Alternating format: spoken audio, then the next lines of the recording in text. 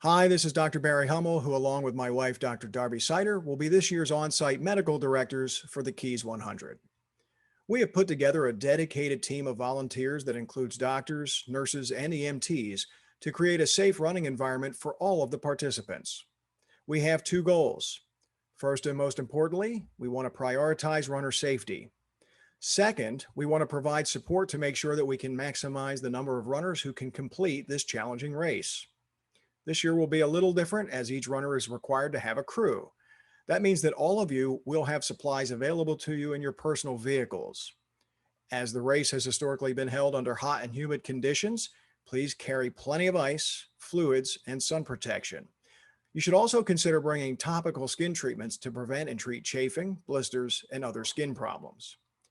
Our medical team will be stationed along the course and at the various checkpoints. Simple first aid supplies will be available at each of these locations. The medical volunteers are there to help you with simple issues to keep you in the race, but they are also there to decide whether to pull you from the race temporarily or permanently based on your condition. Heat and hydration issues leading to disorientation are the most common causes of concern. If a medical volunteer tells you to stay at a checkpoint for observation, please follow those instructions. They are trying to give you time to cool down, rest, hydrate, take in some calories, and get you back on the course. They want you to finish the race as much as you do, but they will not allow you to continue if your safety is in question. I have participated in this race as a runner, as a crew member for runners, as a pacer, and as a volunteer. There's nothing more satisfying than crossing the finish line at the KEYS 100. My team is here to make sure you have that experience. Be safe, be smart, have a great race, and we will see you in Key West. Hi, Ray Rodriguez from Mount Sinai Cardiology of the Florida Keys, here to talk about heat-related illness during the KEYS 100. First thing to be aware of is that muscle cramping could be the first sign that your body's getting overheated. If you feel this, make sure that you take the appropriate precautions, which we'll talk about momentarily. Second stage is heat exhaustion, and this one is very common. And the symptoms can be subtle, but you may actually stop sweating. You may get goosebumps. You can get lightheaded, dizzy, and if you start feeling nauseous or confused, that's really a red flag that you're in a heat-related problem. You need to stop immediately, drink, and ice. The most serious consequence is heat stroke. This can be a life-threatening emergency for which 911 should be called. Unfortunately, I have experienced this in patients, and it's quite frightening. Things that you can do to avoid it. One, I call it my ABCDs. First is to acclimate. That's what you're doing right now, getting used to running in the heat and taking appropriate precautions. BC is for body cooling, things to do. Wear light clothing, wear bright reflective clothing. Try to avoid long sleeve, long leggings. Ice, ice baby is the motto. I use ice in my lined water bottle.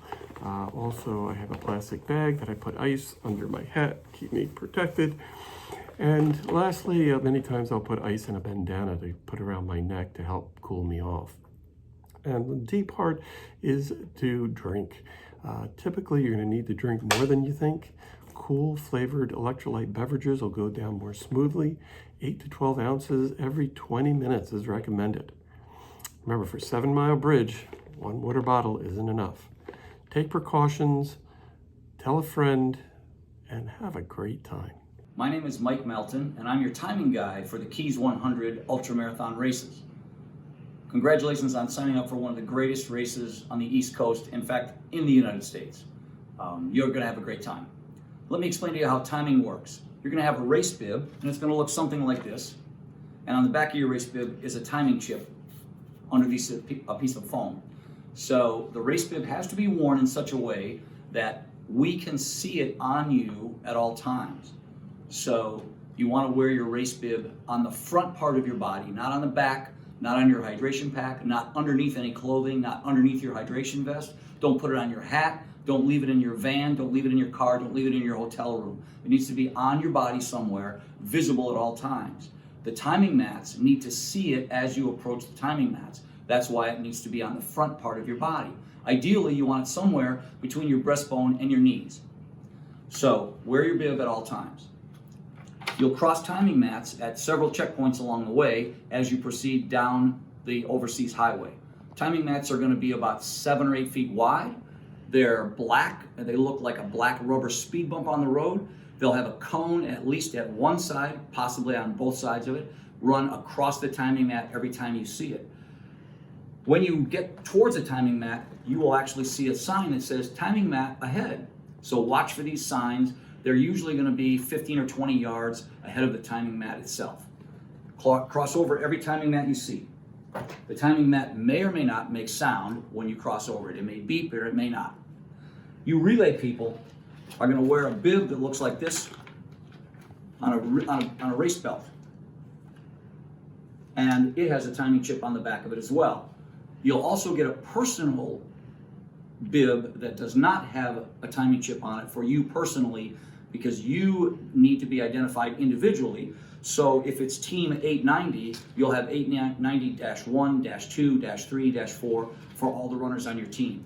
Wear your personal bib so we can identify you as a person on the course. And then if you're the runner on course, wear this team bib. So this is not going to apply to any of you watching this video, but just in case you have had all the fun you can handle before you get to the finish line and you decide that you're done for the day, it's incumbent upon you to make your way to the nearest checkpoint and then tell people, I'm done, I'm out of the race. Please don't just have your crew person pick you up off the side of the road and disappear, because we don't want to have to call search and rescue looking for you and then find out that you're in the hotel room already freshly showered and shaved. So please let us know if you decide not to continue. Other than that, have a great race, people. Enjoy yourselves out there, and I'll see you at the finish line in Higgs Beach in Key West.